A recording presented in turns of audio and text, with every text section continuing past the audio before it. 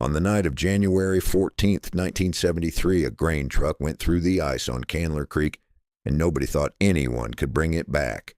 That's where this story starts. Not at the beginning, right there, in the dark, in the cold, with a man trapped inside a cab that was slowly filling with black water, and a sheriff standing on the bank telling everyone there was nothing to do but wait for morning. The truck was a 1966 International Lodestar, 40,000 pounds loaded. It had gone through the crust of Canler Creek at the old low-water crossing just east of Delphos, Ohio at 11:17 in the evening. The driver, a 34-year-old farmer named Roy Casper, had crossed that same spot 100 times. In summer, it was barely a road. In winter, the county graveled it over and let it freeze, and farmers used it because it saved 4 miles on the way to the elevator.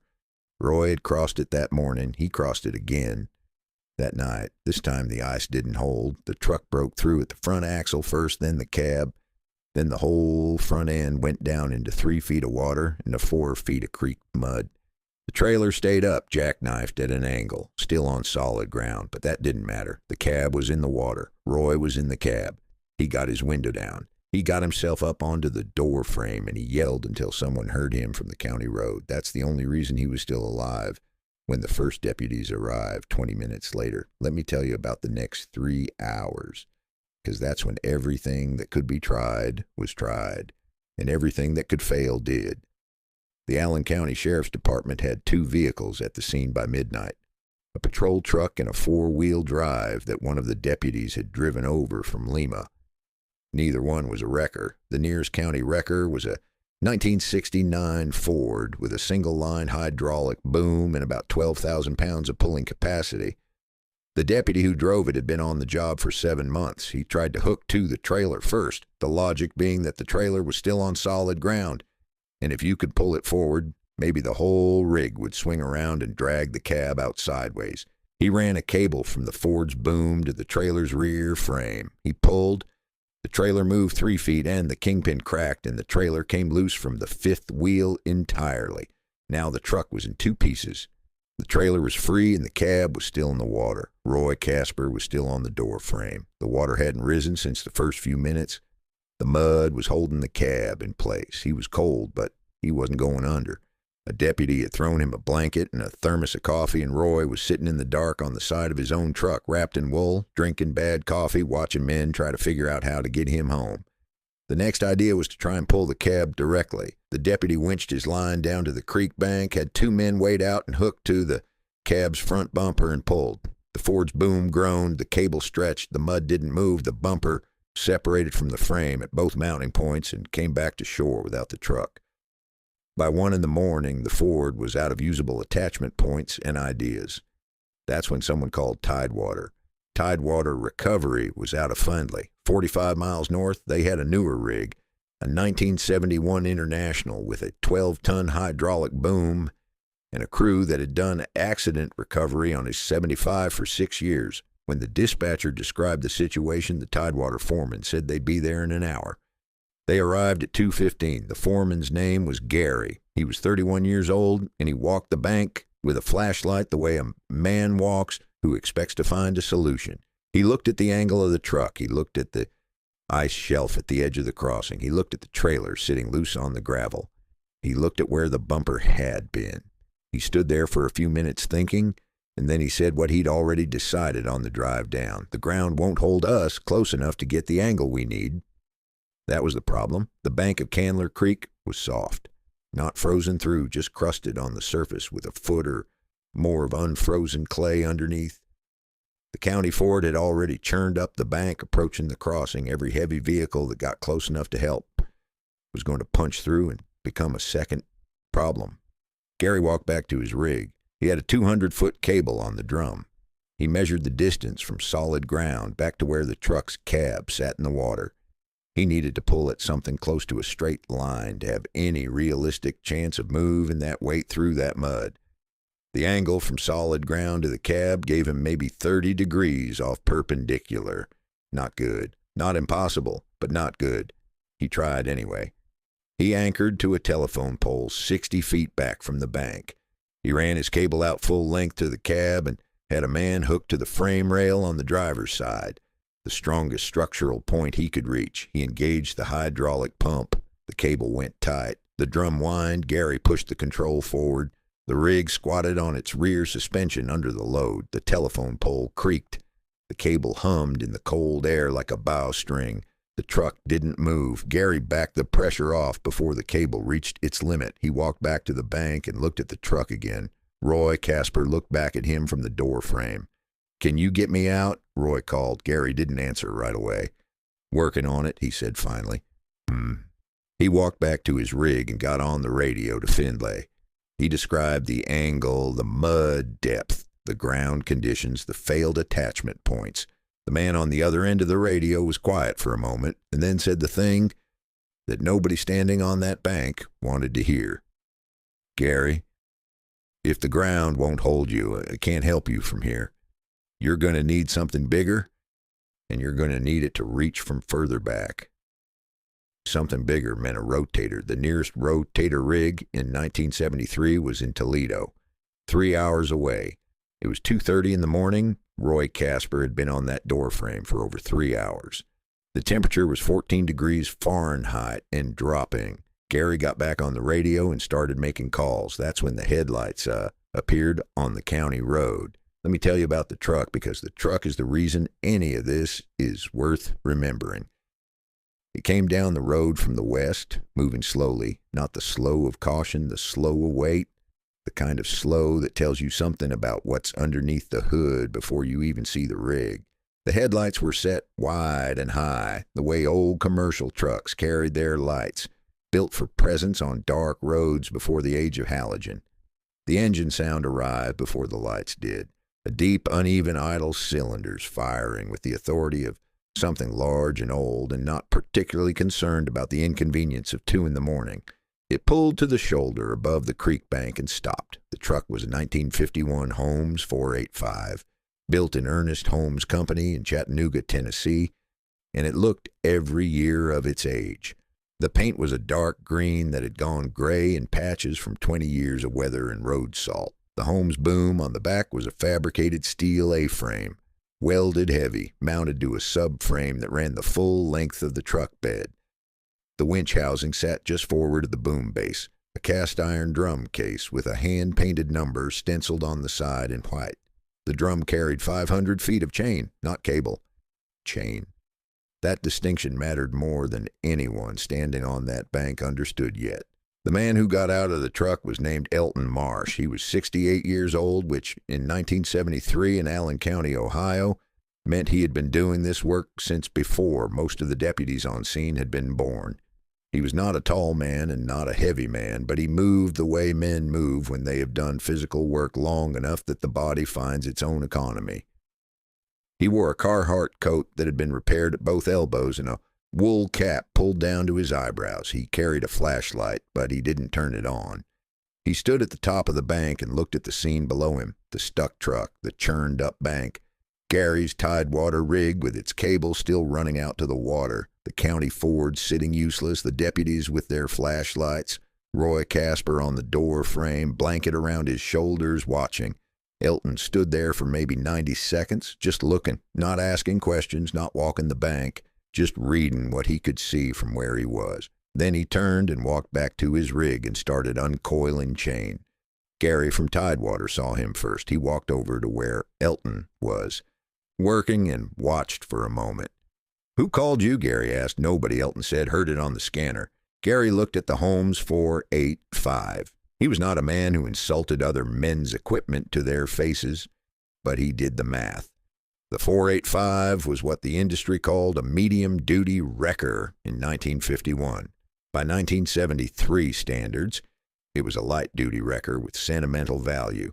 He looked at the chain on the drum. "That's an awful lot of chain," Gary said. Elton didn't answer.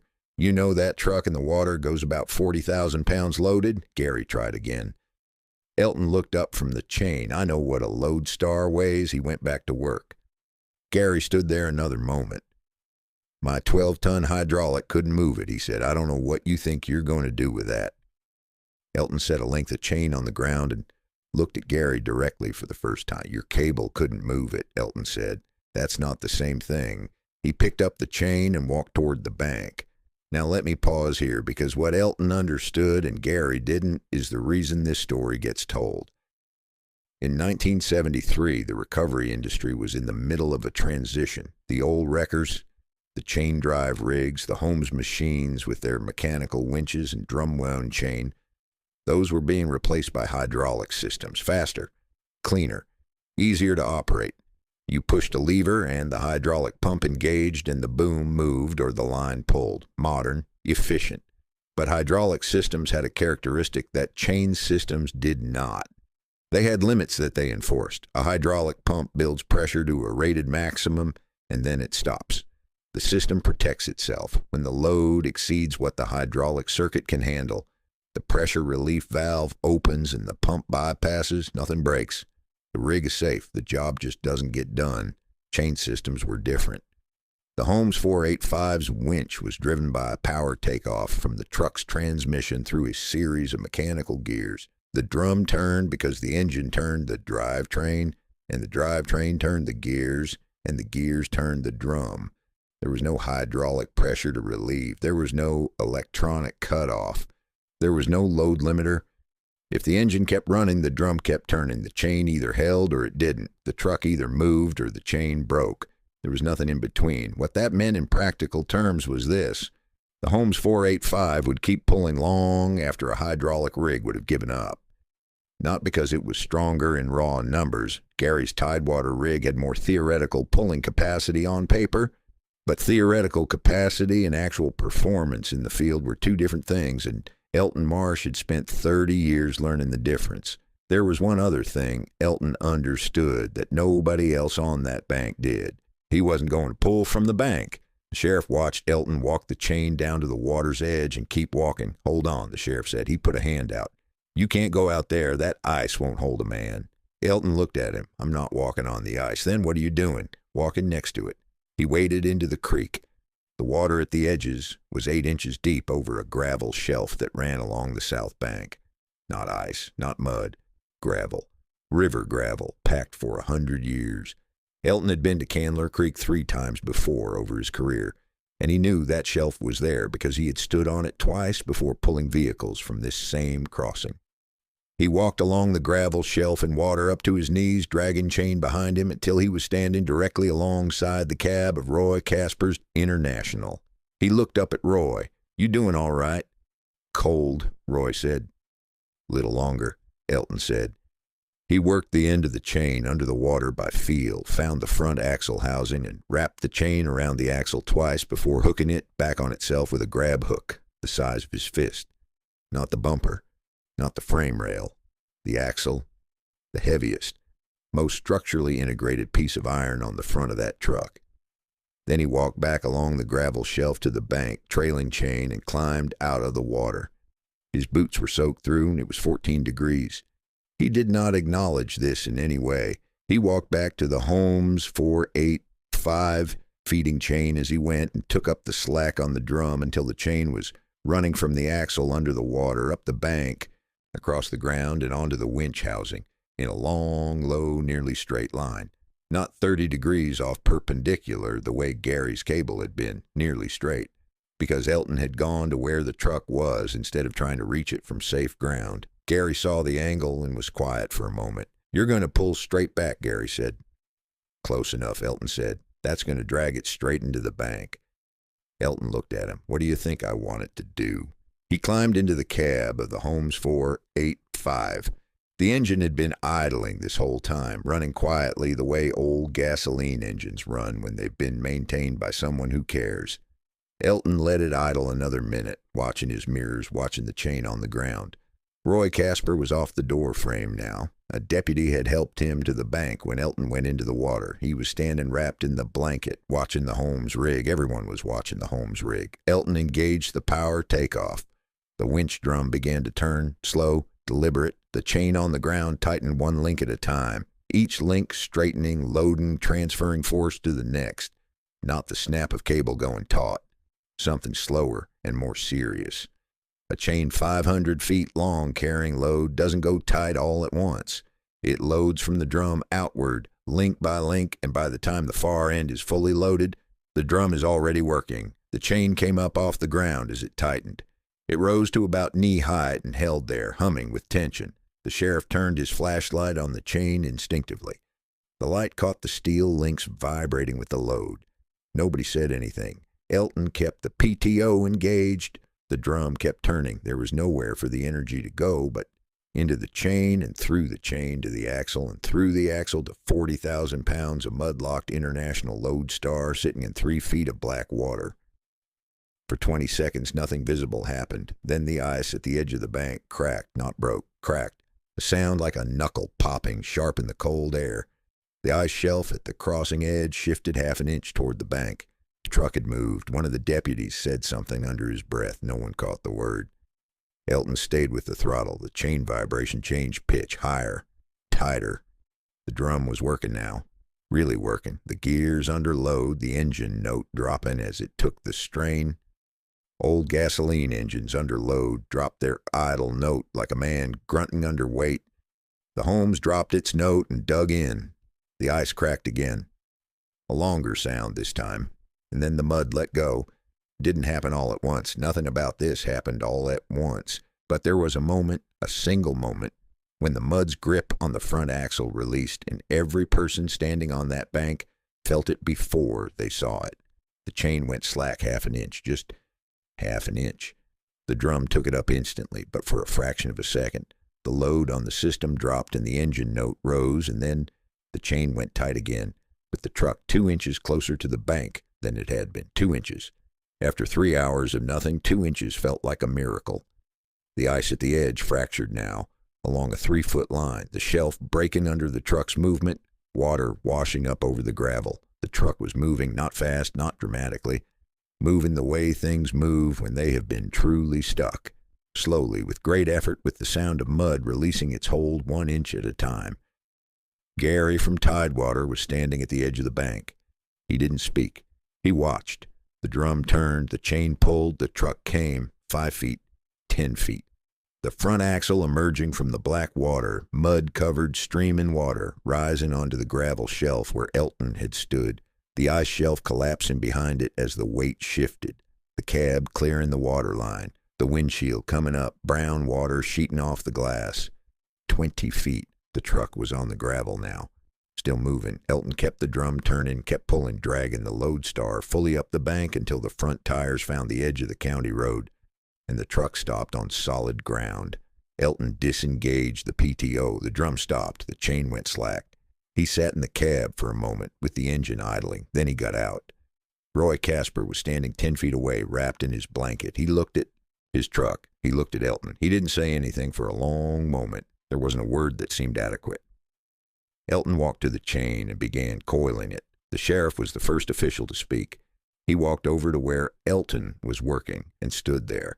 "How did you know the gravel shelf was there?" he asked. "Been here before," Elton said. "And the chain. Why chain instead of cable?" "Cable has a limit," Elton said. "When it hits the limit, it stops. Chain has a limit too, but it tells you before it goes. Cable just breaks." He kept coiling.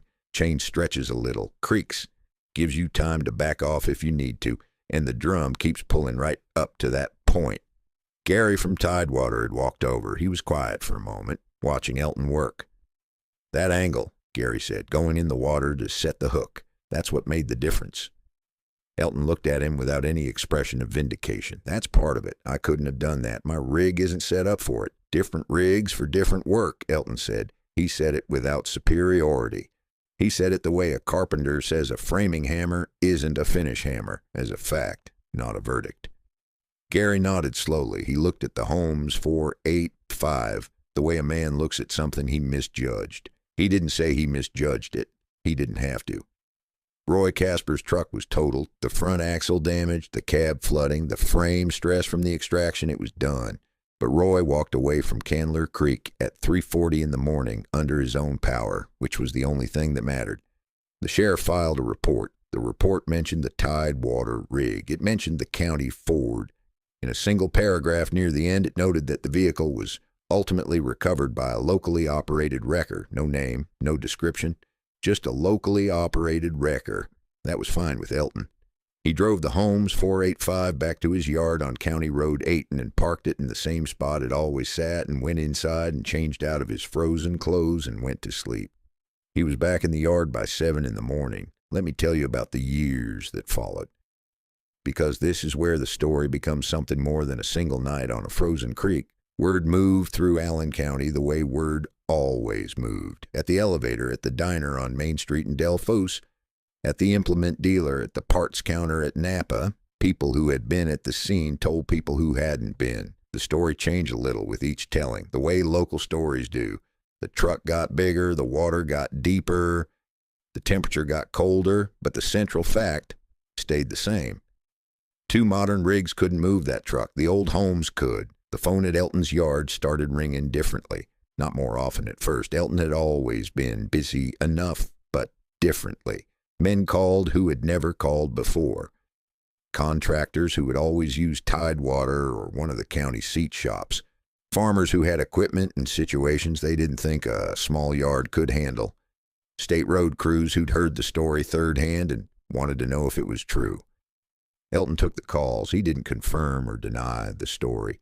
He asked about the situation and either said he could help or said he couldn't. He was not a man who sold himself. He didn't need to. The Holmes 485 sold itself. There was a man named Dennis Caulfield who ran a small construction company in Van Wert County, the next county west.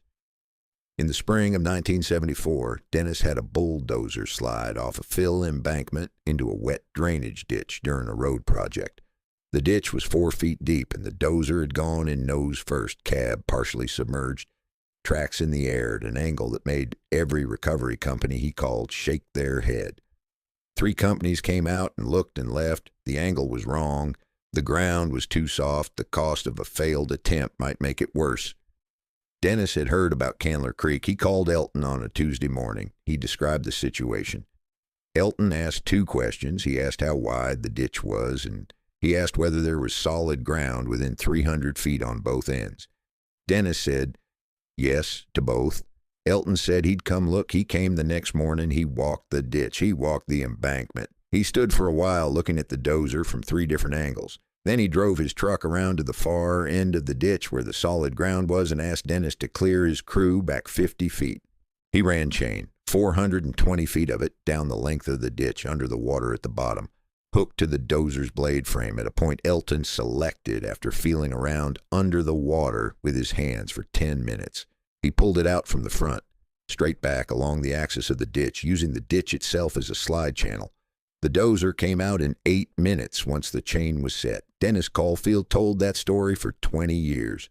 Elton Marsh ran his yard on County Road 8 until 1981. He was 76 years old that last year, and his right knee had been replaced twice, and his hands had lost some of their grip from 30 years of chain work. He sat down with his son, Raymond, one evening in the fall and told him the yard was his. Raymond was 41 years old. He had grown up in that yard. He had handed chain to Elton on jobs when he was 9 years old, stood on frozen banks in the dark while his father went into the water, watched the Holmes 485 pull things that weren't supposed to move. He knew every gear ratio in that winch. He knew how the drum loaded. He knew where the chain's range of elasticity began and where it ended. He knew because Elton had taught him, and Elton had taught him by showing him, not by explaining. Raymond kept the yard. He kept the Holmes 485. He painted it once, 1984, the same dark green it had always been. He rebuilt the winch drum housing in 1987 when the cast iron cracked along a seam, and he drove to Cincinnati to find a machinist who still understood that era of equipment and would do the work correctly. In 1991, an ice storm took down 3 utility poles across Route 30 east of Delphos, and a loaded fuel tanker jackknifed trying to avoid them and went into the drainage ditch along the southbound shoulder. The state called 3 certified heavy recovery companies. 2 of them said the ground conditions were too unstable to set up safely. One of them set up, tried, and got its boom truck stuck in the same soft shoulder. The state police closed both lanes and called a highway engineer from Columbus. The engineer arrived the next morning. He looked at the tanker. He looked at the stuck recovery boom. He looked at the conditions and began drafting a plan that involved temporary road matting and a crane from Dayton. Raymond Marsh showed up at 9 in the morning with the Holmes 485. The state police lieutenant in charge walked over to Raymond's window. "Sir," he said, "this is a state highway incident.